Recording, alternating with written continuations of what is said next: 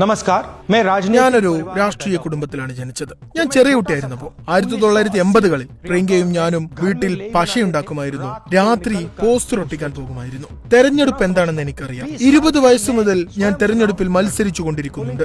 Polling എങ്ങനെയാണ് ഉണ്ടാകുന്നത്, polling booth എങ്ങനെയാണ് മാനേജ് ചെയ്യപ്പെടുന്നത്, വോട്ടർ ലിസ്റ്റ്, ഫോം 17, ഇതെല്ലാം എനിക്ക് കൃത്യമായി അറിയാം. പക്ഷെ കുറച്ചായിട്ട് ഞങ്ങൾക്ക് അരിയിൽ കല്ല് കടിക്കുന്നുണ്ട്. ഇലക്ഷൻ റിസൾട്ടുകളൊക്കെ വന്നുകൊണ്ടിരിക്കുന്നു. പൊതുവികാരം ഒരു വഴിയിലൂടെ ആയിരിക്കും, ഫലം മറ്റൊരു വഴിയിലായിരിക്കും. എനിക്ക് ഓർമ്മയുണ്ട്, ഉത്തരാഖണ്ഡിൽ ഞങ്ങൾ പരാജയപ്പെട്ടു. അതിനുശേഷം ഞാൻ അവിടുത്തെ മത്സരാർത്ഥിയോട് ഇങ്ങനെ ചോദിച്ചു, നമ്മൾ ആ റോഡ് ഷോ നടത്തിയില്ലേ, അവിടെ പോയെന്ന് നോക്കൂ, നമുക്ക് എത്ര വോട്ടുകൾ കിട്ടിയിട്ടുണ്ടെന്ന്. ആയിരക്കണക്കിന് ആളുകൾ വന്നിരുന്നു. പോളിംഗ് ബൂത്തിൽ ആരും വോട്ട് ചെയ്തില്ല.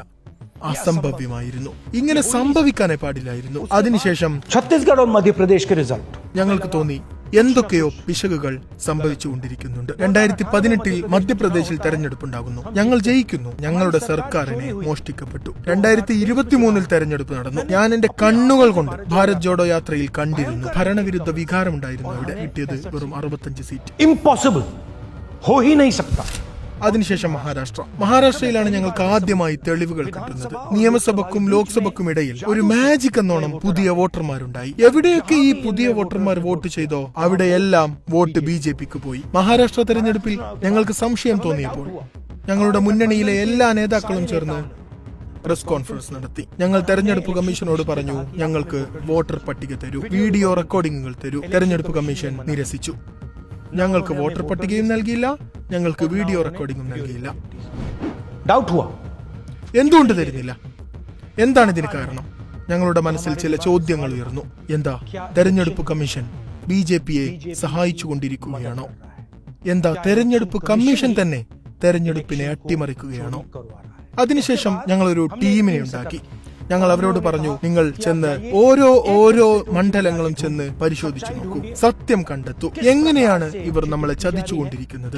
എങ്ങനെയാണ് ഈ പണികൾ മുഴുവൻ നടന്നുകൊണ്ടിരിക്കുന്നത്? ആരൊക്കെയാണ് ഈ പണികൾ എടുത്തുകൊണ്ടിരിക്കുന്നത്? ഏറ്റവും പ്രധാനപ്പെട്ട പ്രശ്നം എന്താണെന്ന് വെച്ചാൽ, തെരഞ്ഞെടുപ്പ് കമ്മീഷൻ ഡിജിറ്റൽ ഡാറ്റ നൽകുന്നേയില്ല, ഫിസിക്കൽ ഡാറ്റയാണ് നൽകുന്നത്. എന്ന് വെച്ചാൽ ലക്ഷക്കണക്കിന് കടലാസുകളിൽ അവർ വോട്ടർ പട്ടിക നൽകും. ഡിജിറ്റൽ വോട്ടർ പട്ടിക ആർക്കും ഒരിക്കലും കൊടുക്കുന്നില്ല.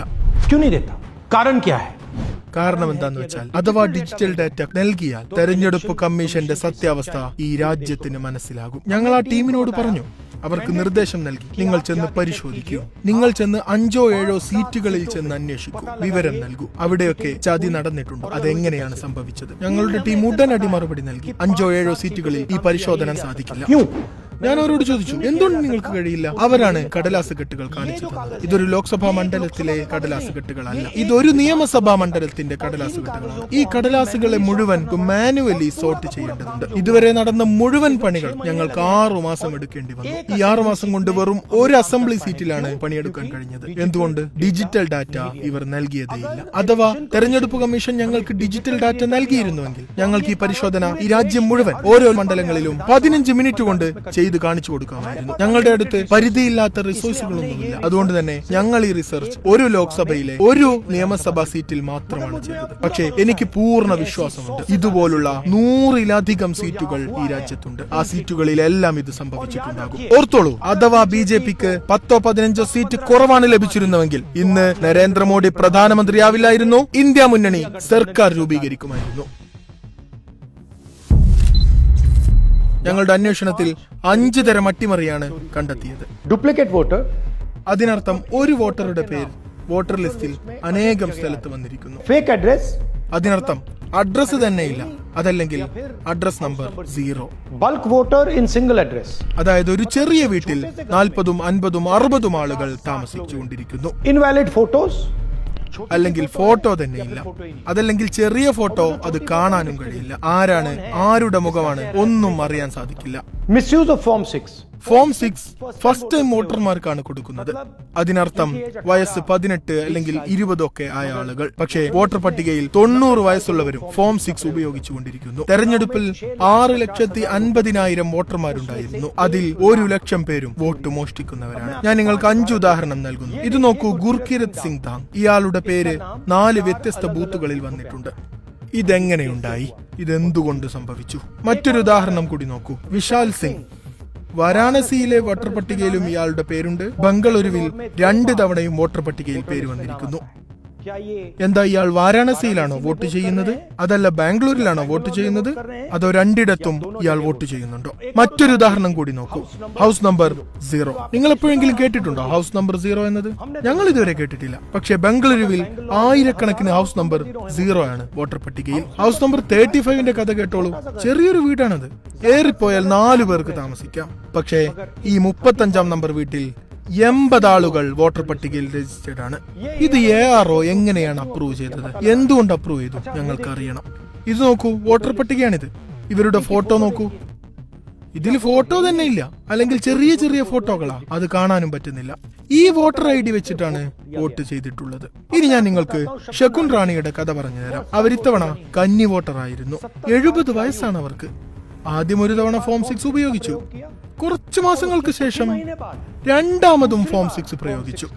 2 തവണ ഇവരുടെ പേര് വോട്ടർ പട്ടികയിലുണ്ട്. അതും കന്നി വോട്ടർമാരുടെ ലിസ്റ്റിലാണ് ഇവരുള്ളത്. ഇവർക്ക് എങ്ങനെയാണ് കന്നി വോട്ടർ ആവാൻ സാധിക്കുക? ശകുൻ റാണി വോട്ട് ചെയ്തിട്ടുണ്ടോ, അതല്ല ശകുൻ റാണിക്ക് വേണ്ടി മറ്റാരെങ്കിലും വോട്ട് ചെയ്തിട്ടുണ്ടോ? ഇത് മറച്ചു വെക്കാനാണ് CCTV ഡാറ്റ ഞങ്ങൾക്ക് നൽകാതിരിക്കുന്നത്. ഈ ശകുൻ റാണി ഇതിൽ ഒറ്റക്കല്ല. ഇങ്ങനെയുള്ള ആയിരക്കണക്കിന് മനുഷ്യരുണ്ട്. ഇവർ ഫോം 6 ഉപയോഗിച്ച് 2ഉം 3ഉം തവണ വോട്ടർ പട്ടികയിൽ പേരിട്ടിരിക്കുന്നു. ഞങ്ങൾ ആദ്യം തെരഞ്ഞെടുപ്പ് കമ്മീഷനിൽ നിന്ന് ഇലക്ട്രോണിക് വോട്ടർ ലിസ്റ്റ് ആവശ്യപ്പെട്ടിരുന്നു. CCTV ഫൂട്ടേജ് ആവശ്യപ്പെട്ടിരുന്നു. അവർ അവരുടെ പണി നിർവഹിച്ചില്ല. ഞങ്ങൾക്ക് ഇത് രണ്ടും നൽകിയില്ല. പിന്നെ ഞങ്ങൾ സ്വയം ഒരു അന്വേഷണം നടത്തി. RTI സമർപ്പിച്ചു. ഞങ്ങളുടെ പക്കൽ ചില ഡാറ്റകൾ ലഭിച്ചു. പ്രിയപ്പെട്ടവരെ, സത്യമാണിത്. ഇന്ത്യയിൽ തെരഞ്ഞെടുപ്പ് കമ്മീഷനും BJPയും ഒന്നിച്ച് തെരഞ്ഞെടുപ്പ് അട്ടിമറിച്ചു കൊണ്ടിരിക്കുകയാണ്. ഇതിന്റെ സമ്പൂർണ്ണ തെളിവുകൾ വെള്ളയും കറുപ്പും വേർതിരിച്ച് ഞങ്ങൾ നിങ്ങൾക്ക് നൽകിയിരിക്കുകയാണ്. ഇലക്ഷൻ കമ്മീഷൻ അറിയാം അവരുടെ തട്ടിപ്പ് ഞങ്ങൾ കണ്ടുപിടിച്ചിരിക്കുന്നുവെന്ന്. ഇതുകൊണ്ടാണ് SIR വന്നത്. ഈ SIRഉം മറ്റൊരു വ്യവസ്ഥാപിത തട്ടിപ്പാണ്. തെരഞ്ഞെടുപ്പ് കമ്മീഷൻ ഓപ്പണായി ഒരു ഭയവുമില്ലാതെ BJPയോട് കൂടെ ചേർന്ന് അട്ടിമറിച്ചു കൊണ്ടിരിക്കുകയാണ്. ഈ SIR ഉണ്ടല്ലോ, അതിന്റെ ലക്ഷ്യം പാവപ്പെട്ടവരുടെ അവകാശം, അവരുടെ വോട്ട് നഷ്ടപ്പെടുത്തലാണ്. ഞാൻ മറ്റൊരു കാര്യം കൂടി നിങ്ങളോട് പറയാൻ ആഗ്രഹിക്കുന്നു. ഈ അന്വേഷണത്തിലുടനീളം ഞങ്ങൾ വോട്ടർമാരെ കൂട്ടിച്ചേർത്തതും കൂടി നോക്കി.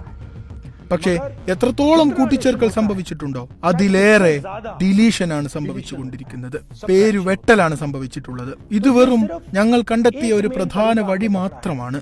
മറ്റൊരു വഴി ഞങ്ങൾ ഇതുവരെ അന്വേഷിച്ചിട്ട് പോലുമില്ല. ഞാൻ തെരഞ്ഞെടുപ്പ് കമ്മീഷനോടും തെരഞ്ഞെടുപ്പ് ഉദ്യോഗസ്ഥരോടും കൃത്യമായി പറയുകയാണ്, നിങ്ങളിപ്പോൾ ചെയ്യുന്നത് തെറ്റാണ് ചെയ്യുന്നത്. രാജ്യദ്രോഹമാണ്, രാജ്യത്തിനെതിരാണ്. ഇത് നിങ്ങൾ മറക്കരുത്. സമയം വരും, ഞങ്ങൾ നിങ്ങളെ പിടിക്കുക തന്നെ ചെയ്യും. നിങ്ങൾ രക്ഷപ്പെടാൻ പോകുന്നില്ല. It is critical that we expose voter chori.